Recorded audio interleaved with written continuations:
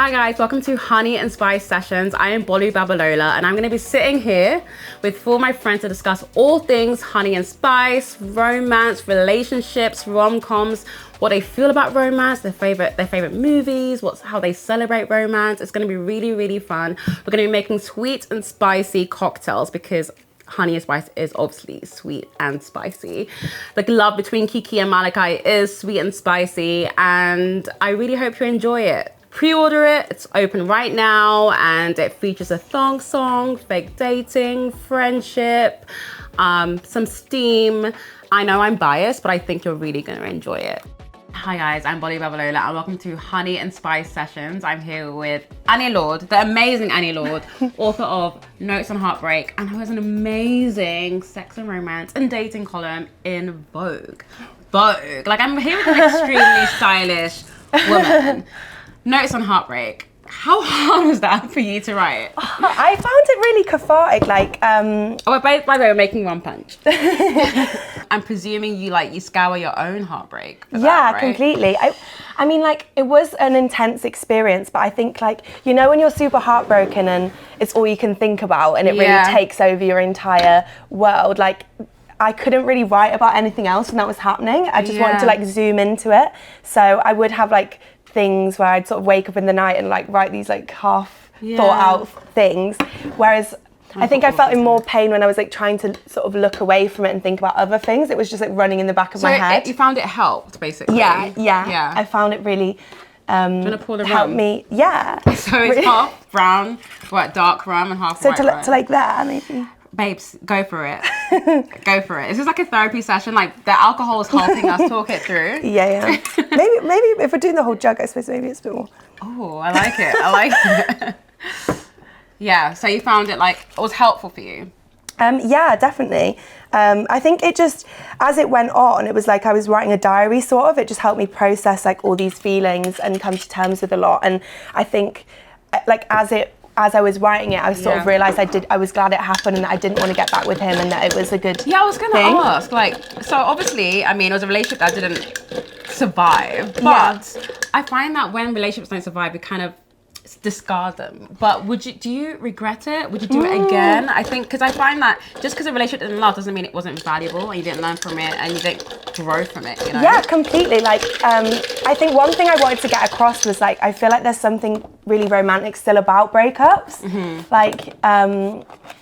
I guess they're the end of a relationship, but they're still so an irascibly important part of the relationship. The end of a film is the most important bit of a film. The way you sort of come apart is can be so beautiful, and it makes you think about all the things you've been through together. And I wanted to make it romantic when I was writing it. The thing is, heartbreak can be romantic. When I got my heart broken, I am a psycho because I was crying and I was like, this is going to be such great material for my book. Yeah, it's weird when you start thinking that way, isn't it? So I really find, because even when writing Honey and Spice, I learned so much about myself and love and romance, and I learned also the value of so many relationships that didn't necessarily work out, because I learned so much about myself. And also it's kind of a filter, because you grow up and you realize, oh, I don't want that. And sometimes you have to go through it to realize, oh, actually I don't want it, and this is what I want.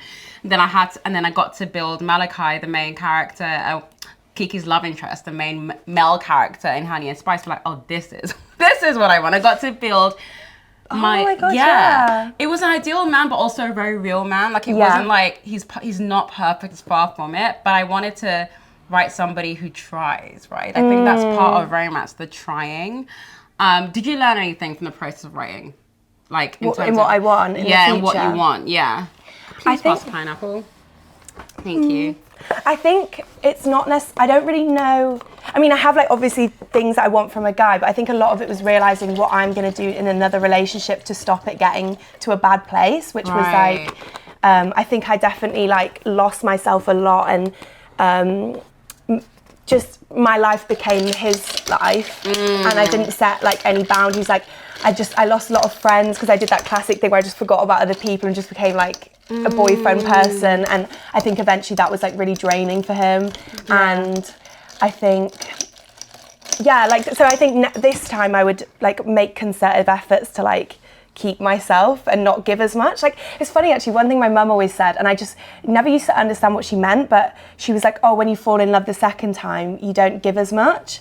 And I was like, what do you mean? And she was like, you just don't give as much. And now I feel like I get what she means, like that I would just hold something back a little bit for myself. Yeah, and I think it's also just about knowing who you are without that person. Like when I was writing Kiki, I was like, it was important for me to figure out who she is without a partner and him being an addition to her life rather than making up the substance of her life. So I made sure it was a book that was about romance with a guy, obviously, but also about friendship and learning who you are. 'Cause she starts off very guarded, not just in romance, but with her friends as well.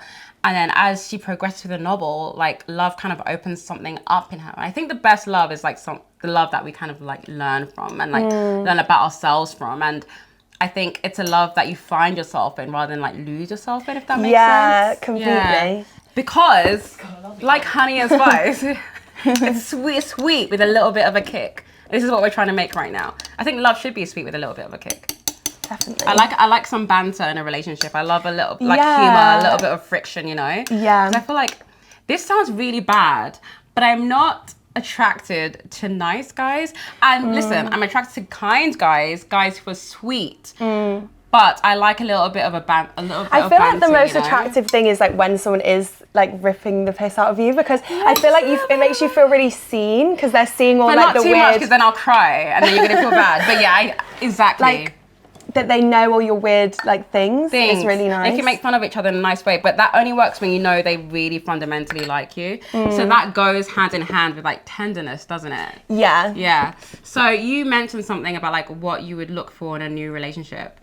What are your green flags where like you're like, oh, this is somebody that I want to like pursue something with?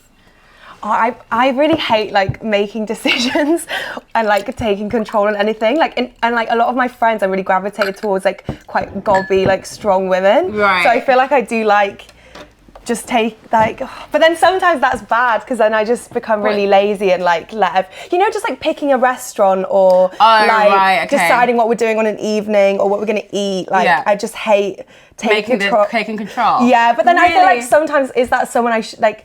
There's obviously a line, isn't there, where you just become useless. And then you want somebody who gives you the space to make your own decisions, but also somebody who can take control a little bit. Because I don't like it when a guy is like, oh, what do you want to do? Because like, oh my god. Like, but like I'm asking you, and we can have a discussion about it. But I don't want it to just be like you haven't thought about the date at all. It's like all on me. It's like this is a partnership. But I think I'm too much the other person, and I feel like it can get quite draining because it's like you don't want to make the decisions always. Yeah.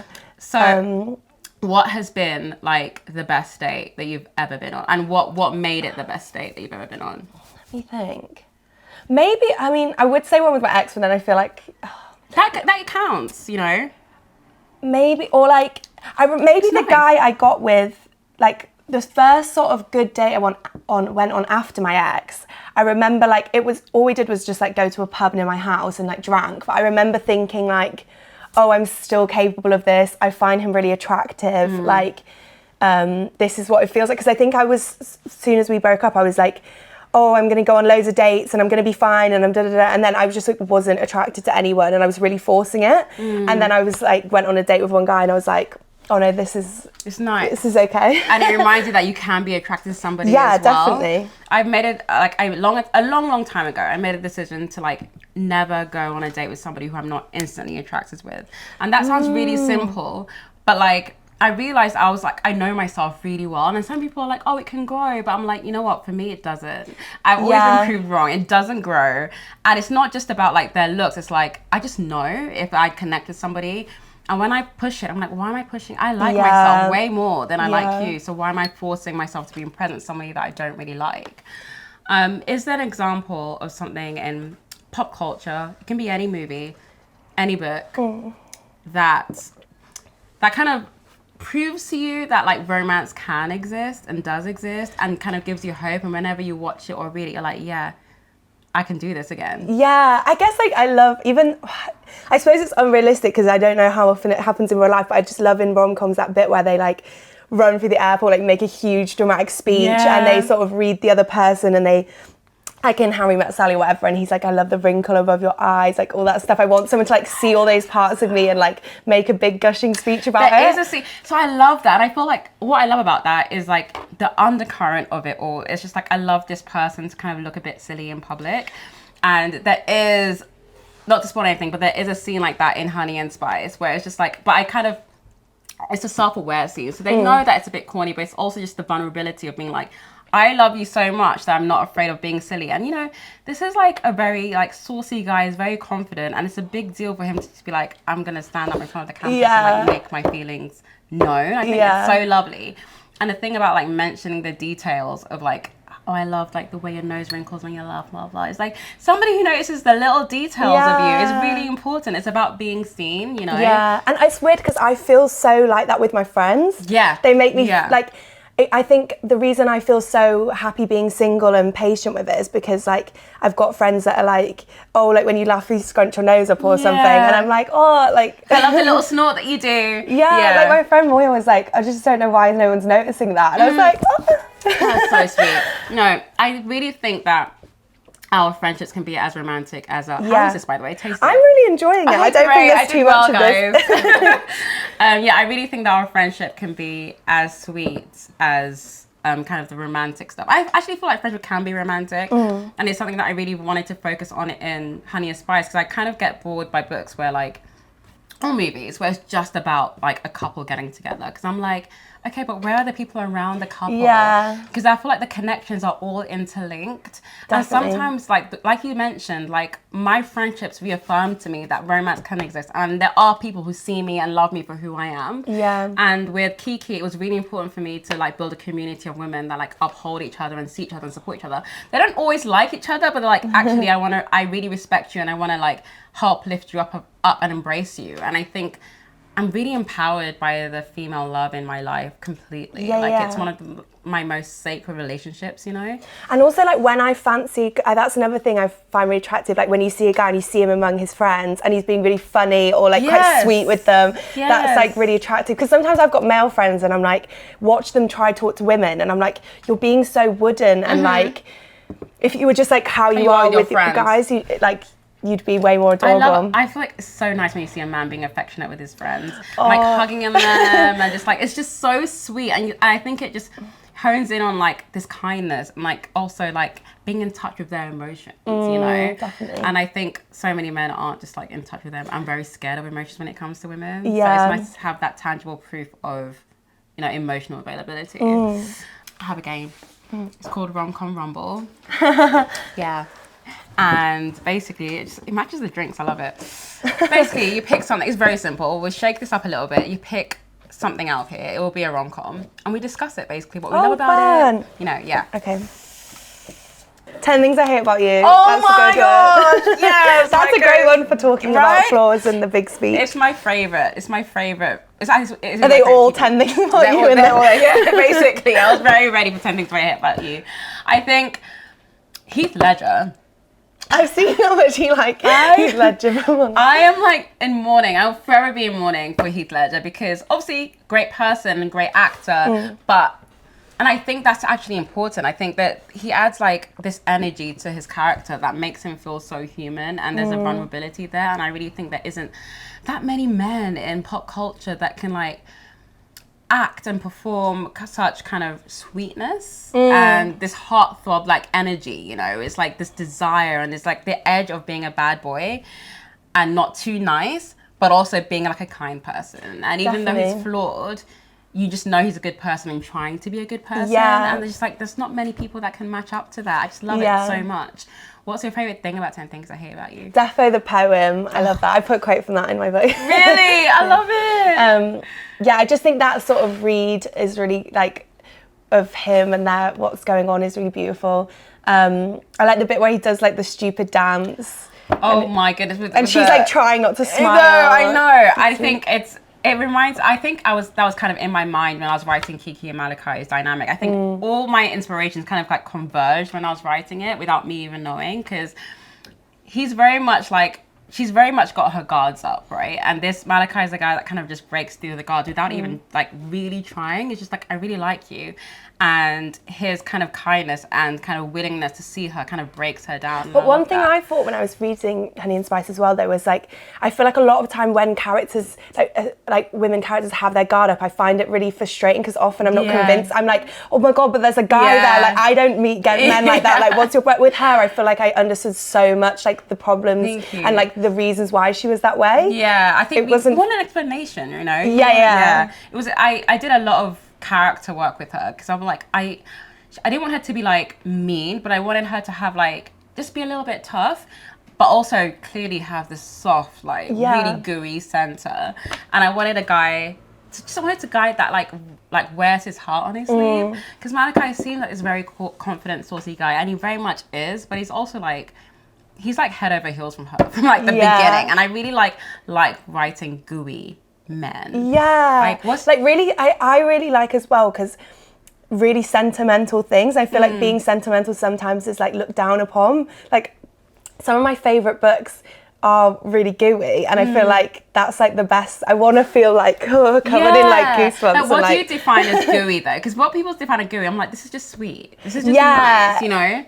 Because like I like things that like being like someone doing something where like, I know this person likes this, I'm gonna do it for them, you know? I don't want to spoil anything in Honey and Spice, but there's something that like Malachi does, and it's not necessarily his thing, because Kiki likes it. It's like, I just want to make her feel good. And that for me, people may define that as gooey, but I just feel like that's just liking somebody, you know? And I think we've forgotten what it feels like to actually just like someone as a person and just want them to be happy. I feel like that's missing in so many rom-coms these days. Like, I just go back to my 90s and my Nora Ephrons, you know, my Nancy Meyers, because I'm just like, you can see why they like each other, you know? Yeah, definitely. Do you think friendship is a great basis for romance? Well, me and my ex were really good friends before we went out, and that was, I think that really works because you do understand that person so much before you go out, and there's something so hot when you're like flirting with your friend and everyone, like all your friends like annoyed by it, like oh, they've gone off with each other again, and like why do you keep touching each other, like go, and like I feel like there's something so funny being like, there's nothing going on, even though you know there's something going on. It's really fun, and it's also because you feel have fun mischievous together as well,